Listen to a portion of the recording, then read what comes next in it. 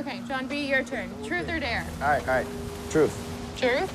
Truth. Outer Banks, Netflix's newly crowned favorite series, is back with a third season. And while this should come as good news to fans of the show, it really isn't. Sorry to break it to you, but the show is no longer as good as it used to be. Neither is it worth watching. And while I wouldn't exactly call Outer Banks the pinnacle of television, it was entertaining enough for 2 seasons. And I'm not sure if renewing it for a third was a good idea. One of the major reasons why Outer Banks Season 3 is so poor is the unimpressive plot twist. The show, in my opinion, crossed the line into El Dorado territory. This happened the moment they flicked the switch on their new El Dorado plot. The merchant gold was already held in Ward's vault after he jacked it from the Pogues, and it wasn't interesting enough to warrant a new quest on its own. This season's treasure hunt has several completely unrelated goals. This includes the Pogues' pursuit of a single golden cross that they fought over last season. This, too, sucks. John B's father, Big John, and the new villain, Carlos Singh, are all involved in a search for El Dorado. And Big John's announcement that he was not genuinely dead at the end of Season 2 has been one of the worst parts of the new season so far. The initial meeting between John B and Big John is joyful, but Big John is actually a horrible person. He's completely at odds with the tone of the show, and I found myself actively disliking him throughout the entire season. Why?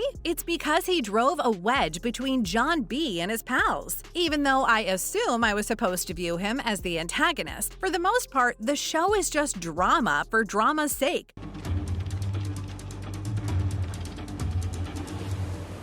Orders?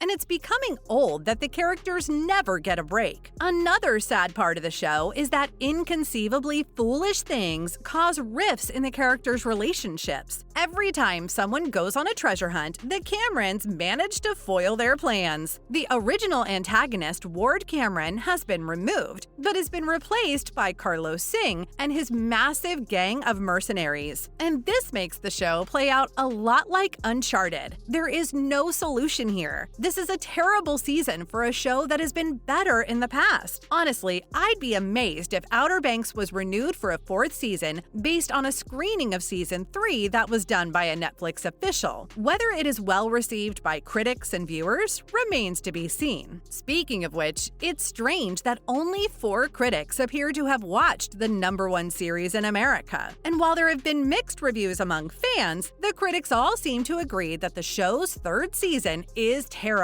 The critic scores are down dramatically, and this is not good news for Netflix. I can't imagine how anyone who likes these characters could appreciate the hell they're experiencing this season. I'm crossing my fingers for a successful 4th season. That's if it ever happens. If it does, then I think the show would benefit from having a clear destination in mind. Anyway, if you want to delve into the spoiler zone, then we may discuss the ending.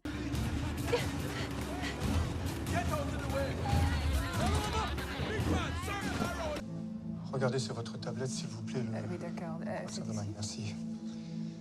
Shockingly, it presents a different kind of challenge in itself. In the end, John B and Sarah eventually find El Dorado, but it turns out to be a massive gold mine with a central pillar instead of a city. And as useful as this is to the story, it's definitely an unusual twist on the El Dorado myth. Sadly, both of their fathers pass away during this process, but the story moves forward 18 months to show that the gang has at least been given credit for the discovery. However, I highly doubt that they will be allowed to keep the enormous mountain of gold that lies beneath the territory of a country they have illegally entered. Well, at least they became renowned, and that has its own advantages. As I watched on, I kept asking myself, how is this not the series finale? What could possibly be more exciting than El Dorado's discovery? The show eventually provided me with an answer. Having just gained a reputation as treasure hunters, an elderly man bearing an ancient document purporting to trace Blackbeard's ship and, by extension, some form of loot approaches them. This appears to be the strategy moving ahead. I'm not sure how the series' central premise, which is set in OBX, can remain unchanged while the gang has become treasure hunters for hire. Maybe Season 4 will tell us. Another issue with the third season is the fact that the Merchant Gold issue remains unresolved. Although their incredible finds are highlighted, but the gold they found is still in the Cameron safe as far as we know. So, has Rafe got his hands on that? The show was happy to spend the entire season diverting attention away from that question and onto the Cross and El Dorado. Was that really necessary? A strange conclusion, and one that, in my opinion, should have concluded the series. For what it's worth, was setting up a new, totally unrelated questline necessary? At this point, I think we can safely say that the showrunners have gone full Indiana Jones on this crew. I also feel like the weighing system was messed up. In its first 2 seasons, viewers were captivated by the show because they could connect better with the story. Fans warmed up to the show when it was just 2 buddies wanting to make it big. But now there are firearms popping up everywhere and bigger treasures being revealed every 2 minutes. I feel that the show has become too generic, maybe because the stakes have been raised. Unfortunately, more Fast and Furious elements are being incorporated, and this has made it lose its originality, as if it hadn't lost enough of that already. Let's just hope they remove these copycat elements if they plan to continue with the show. Also, I wonder why Season 3 couldn't be more like Season 1 when it focused primarily on Pogues and Kooks. And while transitions are important in any TV show, Season 3 is completely different. With the addition of El Dorado and John B's father, the series no longer has the same charm that it once did. So, with such a terrible Season 3, you'd be shocked to hear that there's a 4th season coming. It is scheduled to premiere on Netflix in 2023, as Netflix announced via a tweet on February 19th. It reads, "Newsflash from Pogelandia. The Pogues, P4L, have revealed a major surprise. The good news is that Season 4 of At OBX Netflix will be coming soon." Interestingly, the renewal for a 4th season of Outer Banks was announced even before Season 3 premiered. I guess that's how confident the showrunners were. Little did they know. Oh well, at least this gives them the chance to right the wrongs of the 3rd season. As for who will be in the 4th season, well, the fathers of Ward and John B are killed at the end of Season 3, but fans are still holding out hope that the rest of the main cast will return for Season 4. Speaking of the fans, some Redditors have expressed their displeasure with Season 3. One user, who goes by the name Comprehensive Cap 611, stated, "I think upping the scales has ruined the show. Everyone was hooked with the show in the first 2 seasons because it felt real due to its small scale. People liked how it was just a couple of friends trying to get rich, but now it's all guns everywhere." Another Redditor wrote, "I think the show has lost its USP a bit by upping the stakes." Well, there's nothing we can do about Season 3 as it is already out. Let's just hope Season 4 is better.